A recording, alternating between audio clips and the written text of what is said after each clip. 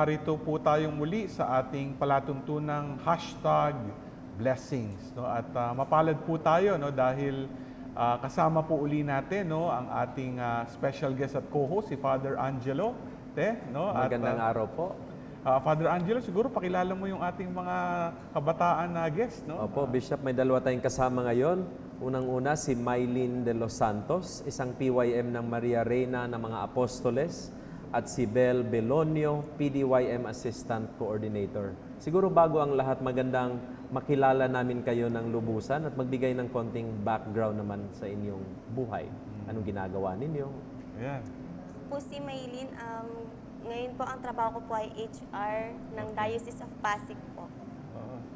So, Mylene, no? Kasi ang mga nag-guest namin medyo bata-bata, mukhang matatanda na kayo, nagtatrabaho na pala kayo. Oo, di ba? So, ikaw ay nagtatrabaho sa ating diocese, di ba?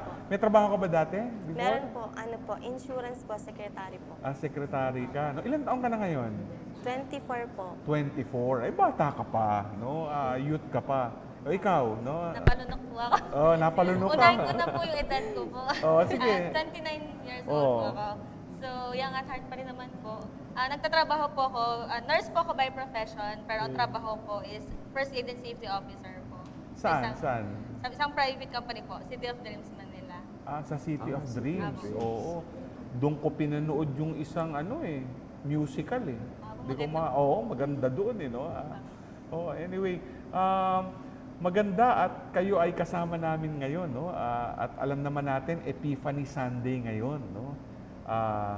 Sabi nga, ang Epiphany, ibig sabihin nito ay ang Panginoon ay nagpakita, no? Sa mga dayuhan, tawag din mga haring mago, no? At maganda ito no? Sabi nga, the great revelation, manifestation of the Lord. Kasi pag nagpakita ang Panginoon, ang alay niya ng kaligtasan ay para sa ating lahat, no? Pero yung salita lang magpakita, no? Maganda yun no? Ano ba ang dating sa'yo pag sinabi nagpakita ang Panginoon? I think it's a very powerful statement. Parang isang encounter. Ayan, divine encounter. Encounter. Na nagpapabago ng ating buong buhay. Yung perspective, paradigm shift, lahat ng klaseng pagbabago. Kasi pag na-encounter mo isang ordinaryong tao lang o isang estranghero, iba yun may encounter. Pero pag Panginoon ang na-encounter mo, ano ba ang dating sa'yo? Ang salita parang anong impact sa buhay mo Yun. No? Di ba? Hindi naman impacto. Panginoon no? So ano impact, no? Mylene, no? Meron ka bang karanasan na masasabi mo na encounter mo si Lord? Ako po yung karanasan ko po na-encounter ko po si Lord, yung time na nag-resign po ako dun sa dati kong work. Kasi po, sobrang ang dami po kasing pag nag-work ka po kasi tapos yung mga kasama mo po, syempre hindi po, tas maraming issue, hindi ka po makakapag-work ng maayos. Kaya nag-decide po ako na mag-resign na lang po at maghanap ng work. Kahit na sobrang nahihirapan po ako. Alam ko pong nasa tabi ko naman po si Lord nung time na yun. Kaya po, pinilit ko yung sarili ko na makahanap po ako ng work. Pero 4 months na po kasi ang dumating, hindi pa po ako nakakahanap ng work. Bale, nahirapan po ako makahanap ng work noon. Hanggang sa dumating po na niyaya po kami ni Father Beth, yung mga parish youth ministry po namin sa MRAP. Niyaya niya po kami na mag-outing. Nung nandun na po kami sa outing, kinamusta niya po ako kung may work na po ako. Tapos sabi ko po, wala pa rin po akong work hanggang ngayon. Tinulungan niya po ako na sabi niya, nandito si Hokan. Sabi niya, si Father Hokan nandito, ipapakilala kita. Tapos nung time na na-meet ko na po si Father Hokan, nalakasan po ako ng loob na, tapos nag-pray po ako kay Lord na sana ito na po yung ibigay niyo sa akin. Sabi ko, kung hindi man po, sana po bigyan niyo po ako na alam ko po makakatulong ako sa family ko. Kasi alam po ni Lord na ako lang po yung tumutulong sa kanila, sa family ko, sa mama at papa ko, bilang panganay po sa bahay namin. Mylene, maino ko lang kasi insurance, medyo nandun ka sa corporate world, di ba? Tapos eto ngayon, nasa diocese ka. Parang ibang mundo. Opo. Kasi sabi mo, may mga issues, baka may mga intriga din, no? Opo. Hindi naman nawawala yan kahit saan, no? Pero ngayon, nagwo-work ka para kay Lord. Anong dating sa'yo nun? Ano po, sobrang blessed ko po na dito po ako sa Diocese ng Pasig nakapag-work na nakapasok. At alam ko po yung plano ni Lord sa akin. Si Lord na po nakakaalam ko ano po yung plano niya para sa akin dito na mag-work po sa Diocese. Pero mas masaya ka ngayon. Sobrang saya po. Ayan. Sobrang blessed po. At saka napatibay po yung faith ko kay God. Yun, ang importante na patibay ang faith mo, no? Good, no? O ikaw naman. Oo. Sa akin po siguro yung encounter ko, sobrang simula nung nayaya ko ako mag-serve, it's very unusual po kasi yung nagyaya sa akin, ka-school bus ko. So parang ninayaya niya ako mag-lecture nung una. So yun, hanggang sa I fell in love with it. I fell in love with the Lord. And parang sumunod-sunod doon, everyday na parang na-encounter mo siya, tapos parang nare-refresh ka. Parang it's breathing new air lagi every time na mare-reaffirm yung faith mo sa kanila. And the good thing about it kasi is yung makasama ko rin yung mga kapatid ko na mag-serve kay Lord.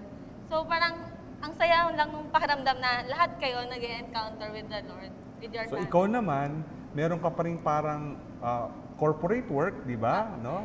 Pero itong encounter mo is service in the parish. Apo. No? So may fulfillment ka doon. So ibig sabihin, yung ibang mga kapatid mo, ano ang trabaho sa, anong service sa parish? Yung dalawa ko pong kapatid, naglilingkod as lectors din at saka po as PYM, Parish Okay. Ministers. And yung trabaho naman po nila, maliban doon, is pares po silang naglilingkod sa bayan, pares po sila nasa Armed Forces. Okay. Tapos nagsaserve sila sa church, Apo. no? Iba yun no? May fulfillment ka eh. Kasi makikita natin, no, yung ginagawa natin everyday, routine, masa bahay, kung saan man secular work, no? Iba pag naglilingkod ka kay Lord, no? Iba yung dating, no? Kaya parang talagang malalim na encounter. Tapos, meron kang hindi nakikita sa ginagawa mo sa regular work mo na nakikita mo dito na meron ka bang peace, di ba? Oh, tama ba? Nakakatuwang marinig yung kwento nila, Bishop, kasi nakaka-relate ako eh. Kasi just like them, I was in the corporate world for 4 years. Okay, yeah. Tapos kahit successful ako doon sa aking career, part of me was seeking for more meaning. Na parang there should be something more. Ano ba ang trabaho mo dati, Father Angelo? Call center industry ako. Call center ka. Yeah, started oo. out as an agent, naging trainer, and then operations manager. Oo. Alam mo, maraming nasa call center work, di ba, no? Tsaka, ano ba, ikaw ba'y sa madaling araw o ano? Umaga? Panggabi. Panggabi, nako. Graveyard shift for 3 years. Imagine, Oo, 3 years baliktad ka yung mundo ko. na. Tapos naisip mong, Tapos naisip kong bumalik sa seminaryo. isipin mo. So, nasa seminar, bumalik ka ngayon sa seminar. Nasa seminaryo ako, lumabas, 4 years, oo. naisipan kong bumalik. So, ibang encounter mo ngayon, kaya Iba talaga. tinuhog mo ngayon yung buhay pagpapari. Yes. No? Baka itong dalawang to magmadre. Pang ba't- dadasal. Who knows? Oh, talaga Dadasal ha? po kami. Kayo ba'y may mga boyfriend na? Meron po. Ikaw, meron ikaw? Wala po. Wala, wala. Unavailable. Unavailable. Out of stock. Unavailable. Magandang ano yun. Kasi minsan hindi natin alam kung ano ang plano ng Diyos para sa atin. Totoo yun. Pero ang maganda dito, basta meron kang encounter with the Lord, life-changing. Di ba? So parang may pagbabagong nangyayari sa'yo, tapos nagbibigay sa'yo ng fulfillment. Yes. And I think it's good to emphasize na life-changing in a good way. Kasi marami kasing natatakot na pag narinig nila ang tawag ng Diyos, kailangan nilang iwan yung buhay na gusto nila para sundin ang kalooban ng Diyos. Kaya napakaganda ng ating usapan ngayon sa ating episode ng Epiphany. Kaya patuloy natin itong palalimin nating usapan tungkol sa ating pakikipagtagpo sa ating Panginoon. Magbabalik po ang ating palatuntunang #blessings.